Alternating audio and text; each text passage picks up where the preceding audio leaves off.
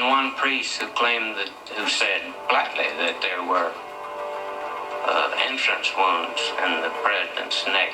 If the wound in the president's throat was an entrance wound, then clearly this would be proof that the bullet came from the front.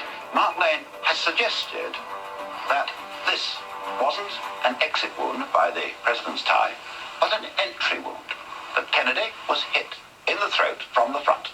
The doctor at Parkland didn't want to talk about the president's injuries, but the press more or less forced him to. And the wound in the president's throat was pretty clean. He thought it was an entrance wound.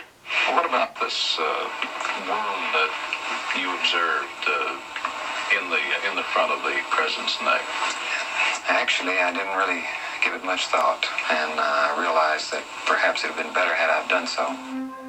There was a wound in the back of the neck that had not been seen by the Parkland doctors because they never turned the body over. You did not turn the president over? No, there's really no reason to. It made very little difference to me, since my immediate concern was with an attempted resuscitation.